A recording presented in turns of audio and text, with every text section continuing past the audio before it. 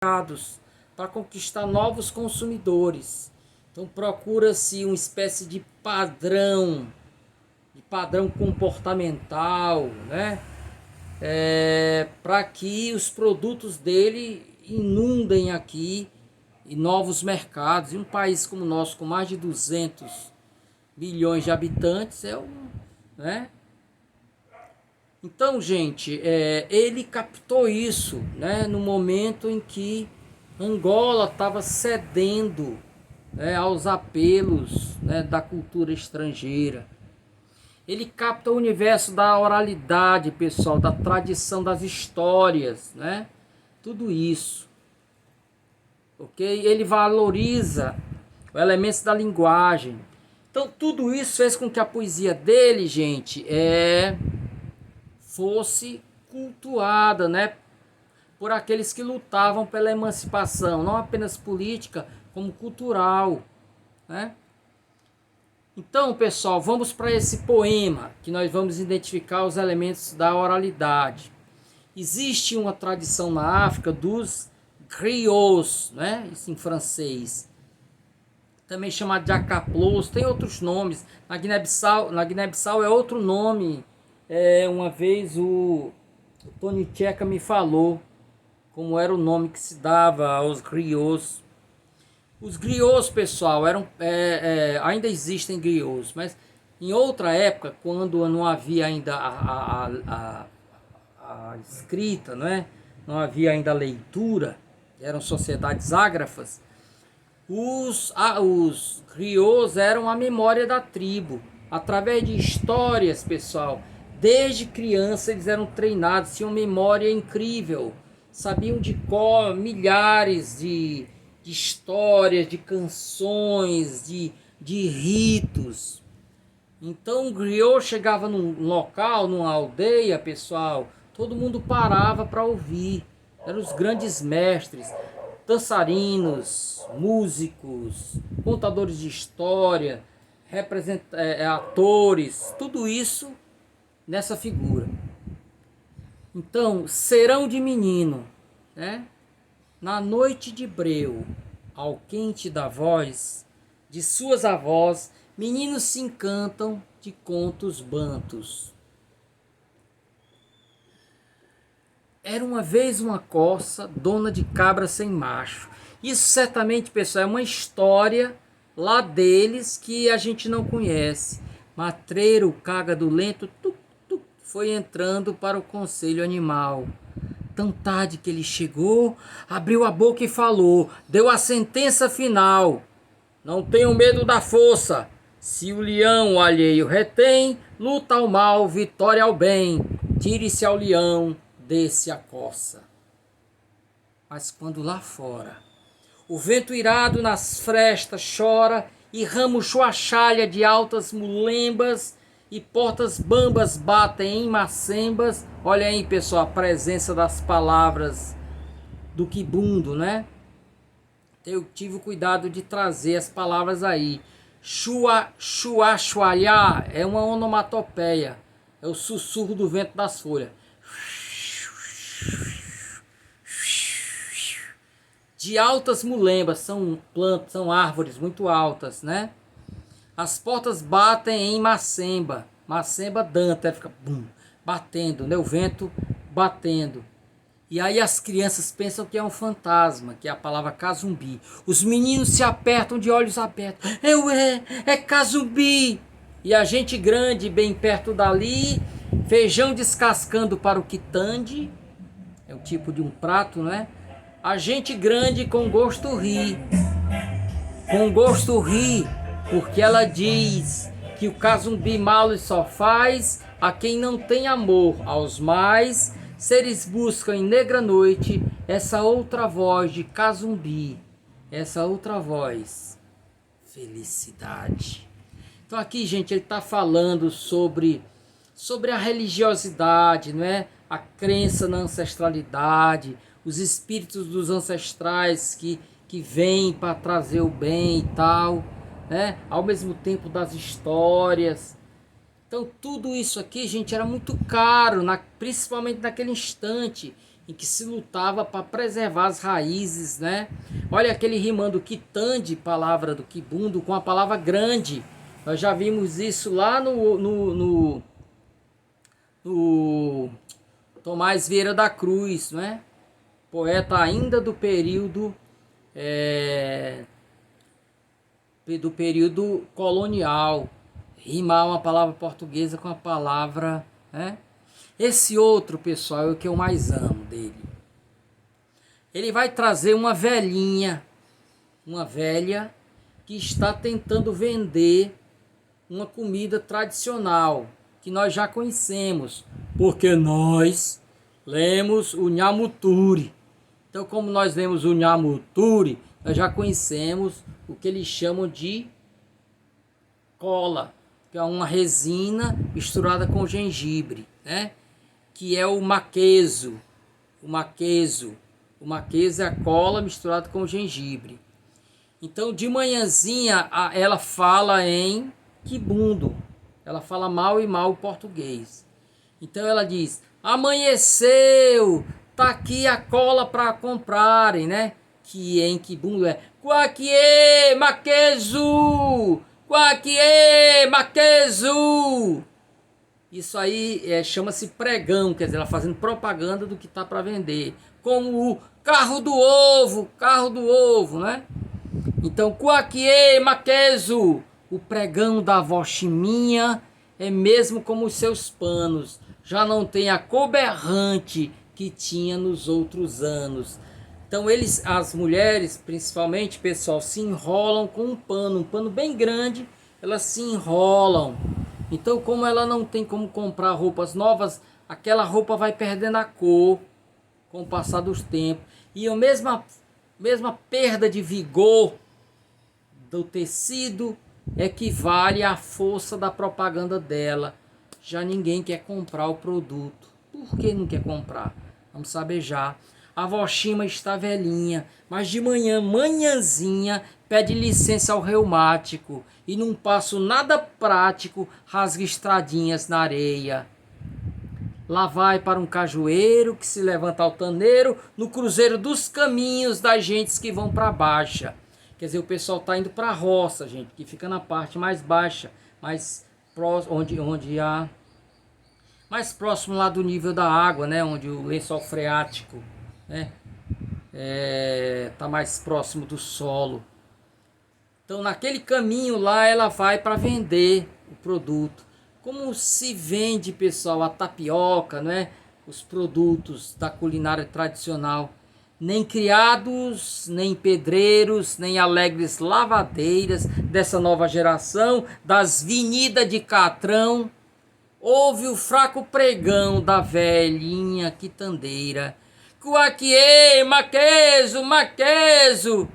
Antão, véia, hoje nada. Isso é um outro velho, né? O velho Felisberto, que chega. Antão, véia, hoje nada, não conseguiu vender nada. Nada, manda o Felisberto. Hoje os tempos tá mudando, tá mudado. Mas tá para passar gente perto, como é que tá fazendo isso? Quer dizer, tanta gente passando, você não consegue vender nada? Não sabe? Todo esse povo pegou no costume novo, que diz que é civilização. Come só pão com chouriço, ou toma café com pão. E diz ainda por cima, pum do quem de muxima. Quer dizer, né? Negro não tem coração. Que o nosso bom maqueso é pra velho como tu. Eles não sabem o que diz. Por que é que vivi feliz e tem 100 anos eu e tu? É porque nossa raiz tem força do maqueso. Então, gente, estão percebendo aqui, é uma metáfora através da substituição do produto, né, do café da manhã, né? Aqui ele está falando de coisas ainda mais amplas, que é isso, né? As raízes estão sendo perdidas. Infelizmente, tenho que passar que nós já estamos bem avançados. A poesia da Alda Lara, pessoal. Alda Lara é uma figura, infelizmente, morreu muito jovem, pessoal, com apenas 32 anos de idade, casada também com um escritor chamado Orlando Albuquerque, né? Então, boa parte da obra dela foi publicada depois da morte dela. Eu sou louco para encontrar esse livro de conto, Tempo de Chuva. Se vocês que viajam aí na internet encontrarem, mandem para mim, por favor. Então, gente, ela formou-se em medicina em Lisboa. E ela teve uma performance tão grande como aluna e também como, né, como é que se chama, gente? O médico, depois que ele tem que passar por um estágio, tem um nome que dá. Quem lembra aí? Como é que dá o nome? Aquele período que você fica nos hospitais, né? Para completar tudo. Residência, obrigado. Então ela se formou-se em psiquiatria, pessoal, e teve uma performance grande e começaram a chover propostas para ela ficar. Ela não quis voltar para o país dela, né? E para exatamente contribuir da sua maneira, né, com esse processo de luta pela independência. Claro que não pegou em armas. A luta dela era pela palavra, era pelo trabalho, né? Felizmente morreu muito jovem. E aí na poesia dela, pessoal, você tem todos esses elementos, né, de defesa da cultura local, né?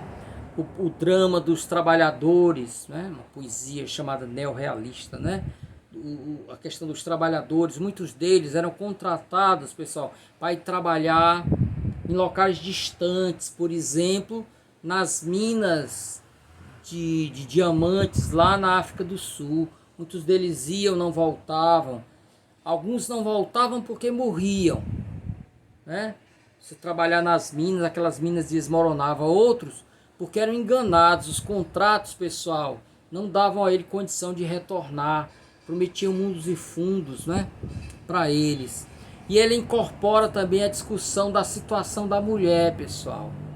Porque a mulher é duplamente oprimida. Oprimida por ser colonizada e oprimida por ser mulher. As sociedades tradicionais africanas reservam para a mulher um espaço muito diminuto. Então ela traz isso. Então vários poemas dela têm a figura da mulher, né? Eu vou ler apenas um, gente. A garganta também já vai falhando. Testamento. Olha como ela era linda, pessoal. São duas fotos dela, né? Como ela era muito linda.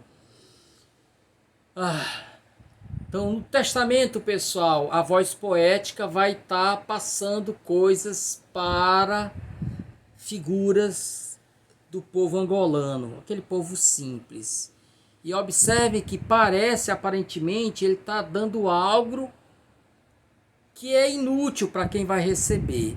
A prostituta mais nova, do bairro mais velho e escuro. Deixe os meus brincos lavrados em cristal límpido e puro. Para que essa prostituta se embelezar, gente? Para que ela colocar joias, né? Só querem o corpo dela pelo mínimo possível, né? E aquela virgem esquecida, rapariga sem ternura, rapariga no sentido lá de português de Portugal, sonhando algures uma lenda, deixa o meu vestido branco, o meu vestido de noiva, todo tecido de renda. Para que essa virgem, pessoal, quer esse vestido branco, né? Este meu rosário antigo ofereço àquele amigo que não acredita em Deus. E os livros, rosários meus, das contas de outro sofrer, são para os humildes, homens humildes que nunca souberam ler. Aí você começa a se perguntar, para que ela está dando essas coisas? Se essa pessoa não vai aproveitar. Mas é exatamente, pessoal, o espaço do sonho, né? Eu tenho que fazer com que o outro sonhe. O que não sabe ler, que eu dê a ele motivos para aprender. Quanto aos meus poemas loucos, estes que são de dor, sincera e desordenada, estes que são de esperança, desesperada mais firme, deixo-os a ti, meu amor. para que na paz da hora em que minha alma venha beijar de longe os teus olhos, vás por essa noite afora com passos feitos de lua, oferecê-lo às crianças que encontrares em cada rua. Então aí você tem a criança abandonada, né, que está na rua, né? Acontecia muito, pessoal, do marido, quando ele via que não tinha condição de criar os filhos, sabe o que o homem fazia? Ainda faz, ainda existe isso. Fugia, abandonava, deixava a família. Ficava a mulher com aquelas pencas de criança, né, para criar. Isso acontece, isso aparece em outros poemas dela. Antônio Jacinto, pessoal, é considerado um dos maiores poetas de Angola, né? É o poeta que vai explorar exatamente esse aspecto da linguagem, esses elementos todos que dão identidade. Eles todos se irmanam mais ou menos na mesma luta, não é? Então, essa questão da oralidade, por exemplo, está em poemas como... Deixa eu ver aqui se ele vai aparecer. Pensei que eu tinha colocado aqui. Então, a poesia dele vai aparecer muito, gente. Essa questão da opressão do trabalhador. Esse poema aqui é uma coisa espetacular. Onangamba. Onangamba, gente, é aquele cara que vai trabalhar no roçado que não é seu, né? Ele recebe uma parte do que produz. Naquela roça grande não tem chuva. É o suor do meu rosto que rega as plantações. Naquela roça grande tem café maduro e aquele vermelho cereja são gotas do meu sangue, feitas seivas. O café vai ser torrado, pisado, torturado, vai ficar negro, negro da cor do contratado. Negro da cor do contratado. Então observem, pessoal, essa ligação do trabalhador com o objeto do seu trabalho. Uma das misérias do capitalismo é promover esse apartamento, essa separação entre o trabalhador e aquilo que ele produz. Antes, você ia na floresta, pegava a madeira, trabalhava a madeira, lixava a madeira, pregava, fazia um banco e dizia: olhe, eu que fiz. Mesmo os defeitos do banco, pessoal, traduziam, né, as minhas limitações e potencialidades. Aí vem o capital, vem a linha de produção. Aí você trabalha numa empresa automobilística e o teu serviço é colocar o farol do lado direito. Então cada um tem aqueles dezenas de trabalhadores, cada um encarregado de fazer uma pequena coisa. A minha é colocar o farol direito do carro. Então quando um carro passa na rua eu não posso dizer: olha, aquele carro ali fui eu que fiz. Como que eu vou dizer isso? Eu não tenho mais o controle, né? O que eu produzo não tem mais as minhas digitais, as marcas da minha mão. Então o capital, a linha de produção, a complexidade, né, das coisas, da tecnologia gerou esse afastamento. Aqui ele repõe isso, e repõe pelo traço da dor. A chuva, quem rega a planta é o suor do rosto dele. A cor vermelha do café é por causa do sangue que ele tirou, né, arrancando lá aqueles grãos, né, as mãos, aqueles galhos do cafezal, né, sendo feridas. E ele, pessoal, o café vai ser torrado e vai ficar da cor, da minha cor, do contratado, negro, né? Então ele repõe pelo estigma da dor essa identidade entre o objeto do trabalho e o trabalhador. Pergunte às aves que cantam, aos regatos de alegre serpentear e ao vento forte do sertão. Quem se levanta cedo? Quem vai à tonga? A tonga é o que a gente chama roça, o local onde você cultiva a planta. Quem traz pela estrada longa a tipóia ou o cacho de dendém? Dendém é o nosso dendê, que produz lá o azeite lá. Quem capina e em paga recebe desdém, fuba podre, peixe podre, panos ruins, 50 angolares, porrada se refilares. Angolares era a moeda, não sei se ainda é, da época, né? Refilar é se você reclamar. Se reclamar, você leva uma porrada. Quem? Quem faz o milho crescer e os laranjais florescer? Quem? Quem dá dinheiro para o patrão comprar máquinas, carros, senhoras e cabeças de pretos para os motores? Quem faz o branco prosperar, ter barriga grande, ter dinheiro? Quem? E as aves que cantam, e os regatos de alegre serpentear, e o vento forte do sertão responderão: Monangambe! Ah, deixe-me ao menos subir as palmeiras, deixe-me beber maruvo. Maruvo é uma bebida alcoólica que você produz, né? Então deixe-me pelo menos tomar cachaça, né? Para esquecer, né, o meu estado de coisas. E esquecer, diluído nas minhas bebedeiras, Monangambe. O interessante é que ele, pessoal, coloca como aqueles que responderão as aves, os regatos e o vento forte, os elementos da natureza. Aqui é uma crítica à justiça social. Então não perguntem, né, àqueles que, entre aspas, conhecem, né, que são doutos. Essas pessoas estão integradas ao sistema, né? Eles não vão responder a verdade, né? Aqui eu tenho uma interpretação do texto, pessoal, depois vocês veem. E aí eu chego, pessoal, no Manuel Rui. O Manuel Rui, ele integra na poesia dele, gente, o amor à pátria, o amor à musa e o amor ao poema. Esses três amores aí se integram, né? Com o mesmo elo, né? Então aí eu já falei um pouco sobre ele, formado em Direito, nasceu em 41, tem 80 anos de idade, foi ministro de Informação do MPLA, representou Angola junto às Nações Unidas, é o autor do Hino Nacional de Angola, pessoal, né? Era diretor da Faculdade de Letras de Lumbungo, né? Hoje já está aposentado. Alguns dos livros que ele produziu, né? Olhem esse poema, pessoal. É de uma simplicidade, né, que chega a doer, de tão simples. Não vale a pena pisar. Ele remonta aqui, pessoal, ele faz alusão àquela famosa placa que se põe no capinzal. Não pise na grama.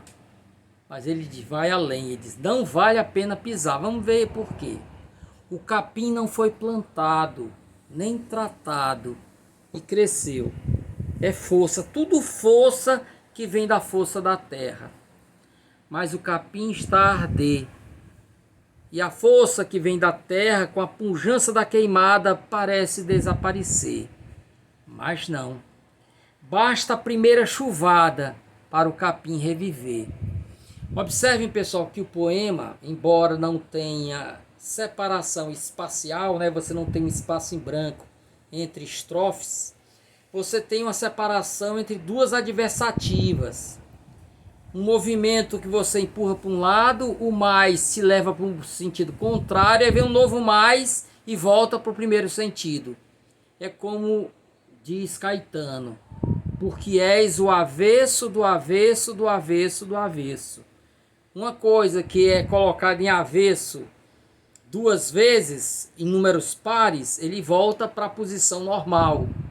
Pense na camisa que eu estou vestindo, se eu coloco ele ao avesso, ficou ao avesso. Se eu boto o avesso ao avesso, ele virou, né? Então é o avesso do avesso, daí aqui é mais ou menos isso. Esse duplo mais leva à condição inicial. Então ele vem primeiro exaltando esse capim. Já fica claro que ele não está falando de capim coisa nenhuma. Ele está falando, pessoal, do negro. Está falando do africano oprimido. O capim não foi plantado nem tratado e cresceu. Aqui é a ligação do, do ser que ele descreve associando à natureza. É da natureza que ele extrai sua força. Ele não é um ser da cultura nesse sentido, não é no sentido antropológico, é no sentido preconceituoso, né? Uns são da cultura e outros são, da natura. O negro sempre foi colocado na natura no sentido de dizer o civilizado e o não civilizado, o bruto, o selvagem. É força, tudo força que vem da força da terra.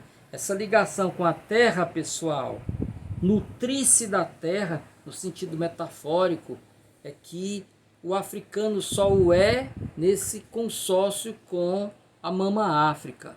Apartado dela, ele não é mais. Então você tem uma valorização, né?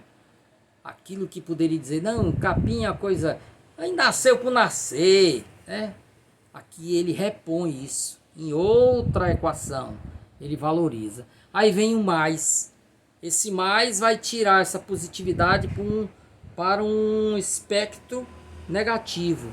O capim está ardendo, então tocaram fogo nele, gente. Então, aquele capim forte, viçoso, nascido da terra, que tem a força da terra, está queimando. E aí você olha e pronto, morreu, acabou-se tudo. Tá lá tudo tudo, né? Eu trabalhei na Petrobras 10 anos, gente, antes de ser professor. Sou professor há quase 30. Já tô com quase 40 anos já de marcha.